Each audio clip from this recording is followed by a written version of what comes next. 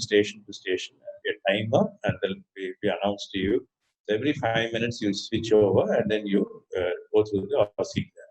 Now there are a few very predictable stations in an OSCE exam which you can do. One, definitely there will be a clinical examination station where there will be a patient sitting, and you will be asked to examine the patient. It will be one or two usually, and it will be a very specific task, like saying, kindly do an otoscopic examination of the left ear, draw the findings in a paper, and indicate the important positive findings. And then there may be one or two questions along with that, saying that what are the investigations, three investigations for this patient, and something like that. Or there could be a specific task. For example, the patient is sitting there, and you're asked to do a fistula test. So then do the fistula test. Now, even though it will be interesting for you to do an otoscopy and find out if the patient's got a cholestoma in the ear, don't do that first. Do the task which is assigned to you. So if they say do a tuning fork test, do a tuning fork test. And remember, tuning fork test is always for both years. It's not for 1 year. I've seen candidates doing rini test in 1 year and then jumping. No, it's actually both years. So even if they say left ear patient has a hearing loss, do a tuning fork test, you have to do a tuning fork test for both years. And then after that, you have time, then you can do an otoscopic examination. Usually there will be an observer examiner in these kind of stations. That observer examiner is there to observe your methodology of examination and then to give you marks. So as soon as you go there, wish the examiner, wish the patient, introduce yourself, say that I'm so-and-so, and I've been going to examine your ear. So I'll try and be gentle. So please cooperate, be relaxed. If there are gloves, please put the gloves on. And now I think in the COVID days, you may also like to wear your mask on. So go there and then start the examination as prescribed for you. You can do your other things, whenever you're after doing the given task, you have time. You can tell the observer examiner, sir, madam, or sir, can I also do an otoscopic examination of the ear? I would like to. They can say, no, it's not necessary. You don't have to do it. They say, okay, go ahead, then do it. But that's over and above what task you have done. Only after you've finished your actual task. So don't be wasting time on things which are not asked, because you're not going to get extra marks for that. And remember, time management is crucial, because it is very, carefully designed exam where only sufficient time for the task given will be there. You will not have extra time. So the luxury of sitting there and looking around and chatting with the patient and all that doesn't arise. So don't be sitting and getting a history from the patient, saying that how many children do you have and things like that. So do what is asked of you. So one is the clinical station. Second, which will definitely be there, will be video station. So here there will be a video which will be played, and you will be asked to observe the video. It will only be played once. It will not be repeated second time. So don't ask them to repeat it. Can I see it again? No. Only once it will be played. So when they are playing it, please observe it closely. It could be one of many things. It could be a surgical procedure. For example, it could be a posterior laparotomy, or it could be, let's say, an endoscopic repair of a CSF leak, or an endoscopic optic nerve decompression, or something like that, or an orbital decompression. Or it could be a microlaryngeal laser procedure for, let's say, a papilloma larynx. So whatever it is, the video is being played, you observe it, and then there'll be a set of questions there. And the questions you have to answer. The question would be, for example, what is the procedure being done? And supposing it is, let's say, a posterior laparotomy, then the next question would be, mention two indications for this procedure. And then what is the boundaries of the patient illnesses, or something like that. So you actually have to answer those questions clearly and give the answer paper to that particular person who's sitting there, and then move on to the next patient. So this is again time management, very important. So you don't say, please play the recording again. I want to see it second time. All that will not be done for you. The third certainty definitely will be statistics. So there'll be one station definitely on statistics. And They're not going to ask you high funda stuff, but all the basic statistics, questions you have to answer. You have to know. So look up this. This is a definite station. You will also have definite stations in pharmacology, bacteriology, or microbiology, and you could also have basic stations in radiology. So you may have CT scan. That is definite. You'll have a CT scan in one station, and next station questions will be asked about this. Yeah. So look at the CT scan carefully. Don't just look at the pathology. Look at the whole thing. So look at the CT scan. What view is it? What is it axial, coronal? Is it a sagittal view? Is it a CT of temporal bone? Is it a CT of parallel sinuses? What is the findings that you are having there? And is there erosion of this, erosion of that? So then when you go to the next station, you have those questions, you are in a position to answer those questions. So radiology is another definite. Then, of course, instruments. Again, there will be a definite station, one or two on instruments. And you can have a series of instruments kept there. For example, there could be a Montgomery T tube, there may be a hoop stand, there may be let's say, an otology thing like a grommet or a ear T tube, or something like that, or a Teflon piston. So look at the pictures there. The instrument may not be there. There may be pictures of the instrument. So see that. And then, when you go to the next, they could be in the same station. They may be asking you to identify the instrument and mention surgery where it is used. So you can write that. So instruments will be another definite there. There may also be anatomy stations. So you may have some photographs of cadaveric dissections. For example, there may be a dissection of the posterior triangle or a dissection of the carotid sheath.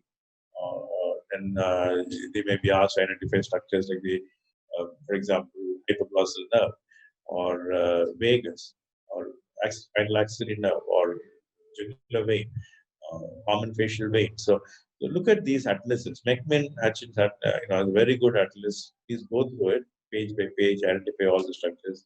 It's a very good exercise to have because there's definitely one station for you. So then, of course, there's a station of counseling. And when you go for counseling, again, you'll have an observer examiner who's sitting there. And you introduce yourself, you greet the person, and greet the patient. Heaven's sake, don't be frowning at the examiner and the patient. You're not going there for a battle or going to fight with them. You're going to go there for exam. So be pleasant, give them a pleasant smile. It's very difficult to fail a candidate who's smiling. Actually, the examiner's conscience will prick a bit. So be pleasant to them, and then tell them that I am so and so. I have I understand that there'll be a small history given there saying that this lady has a 2-year-old child who's been recently found to be profoundly deaf in both ears. Please counsel them about how you're going to be managing them. The proposed plan of action may be a cochlear implant, for example. So then tell them, very nicely, I'm so sorry, I heard that, your child had recently found to. So empathy, is part of the game. You tell the patient that you feel sorry that the mother is a young lady who's sitting there very upset. So you don't want to be freezing away, saying that I'm going to do this, I'm going to do that. To say that I'm very sorry, I heard that your child is recently born, but not to worry. We have very good solutions today, which will really help your child to come up, and you can look forward to a bright future. And the procedure that we are planning for you is a cochlear implant. Basically, it is a surgical procedure where we put an implant into your inner ear. And this will help your child to restore hearing. And then talk about a little bit about the surgery, emphasizing all the important points, particularly the procedure, the facial nerve, everything you have to mention. But at the same time, not making it sound scary to the mother. So tell them that this is something which is done routinely, and children benefit tremendously. So there has to be a positive note to your counseling. And then after that, you also talk a little bit about the post-operative procedure, the habilitation, importance of that, and so on. So you have to make your counseling very comprehensive, at the same time not wasting time, must carry information, it must be reassuring to the parent, and it must be given in a serious note. No jokes, no cracking jokes and things like that. So make it sound serious so that it is a meaningful dialogue with the parent. And the parent at the end of it all must feel reassured, must have sufficient knowledge, must be empowered with knowledge about the procedure. And then, there may be one or two questions that they ask, saying that, doctor, if you do the surgery, what is the failure rate? So you should be prepared for that. So you must say that, well, in a cochlear implant, there can be a device failure in up to about 3% of people. But, 97% of them will do that. So don't worry about it. Even if there is a device failure, we can always replace the device and it will still function. So it must be meaningful, it must be accurate, at the same informative, and at the same time, it must be also reassuring to the parent after your counseling station. So the counseling is done in one station. After that, of course, the other stations depend on the examiner's view, what they have kept. But rest assured that everybody is going to go through the same station. And whatever you feel, and of course, histopathology, is another one station, will definitely be on histopathology. So please be, clear about the histopathology of common conditions which we see: malignancies, squamous carcinoma, basal cell carcinoma, inverted papillomas, rhinosporidium, rhinosteuroma. So be clear about the common pathologies that you're seeing, be familiar with it, so that you can diagnose and mention what response. The idea is that you go through all the stations. Whatever is difficult is going to be difficult. In general, about a third of the stations will be very easy, or the OSCE station, and everybody will answer that. Another third of the stations will be moderately difficult. That is, a good student will answer that and come out. A little thought may be necessary for those stations. And the third will be difficult, will be deliberately difficult.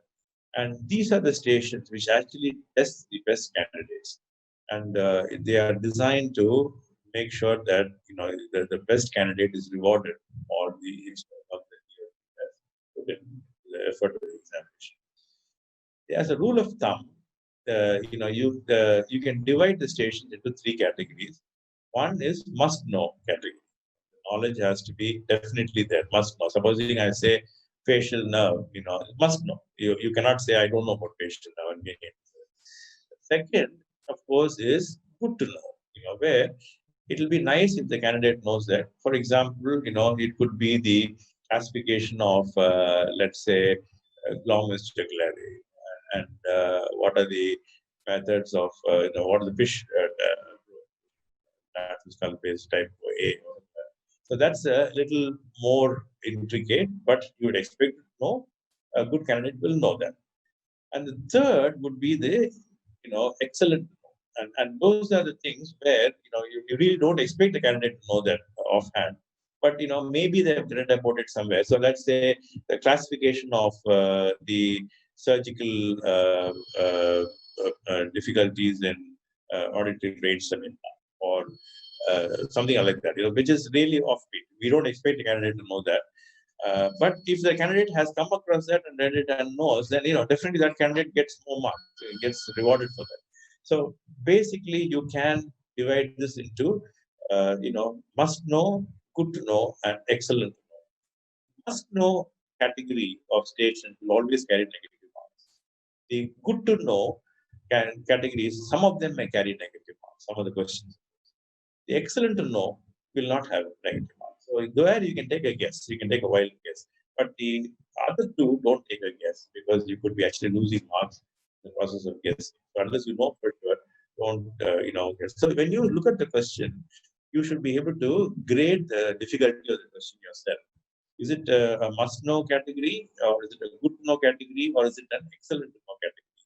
And then you can put, the thought of guessing can come in after that. So you have to, to some extent, assess the question also and the difficulty of the question before you attempt at wild guesses. If it's an educated guess, where it's where you know the answer and you think that's the answer, But maybe, I'm not 100% sure. I'm only 80% sure. Yes, if it's good to know, yes, you can take a guess that category of. But must know, you have to know definitely. You can't be guessing there 80%. So this is regarding the stations and how we are going to approach the station. So time management is important. Learning to assess the grading of the difficulty of the station they're going. But don't get disheartened if you don't know the answer to a particular station. Because if you don't know, chances are most people won't know. So if you're a good candidate, you get a sincere candidate. If you don't know the answer to a particular station, you can rest assured that a large number of people are going to be having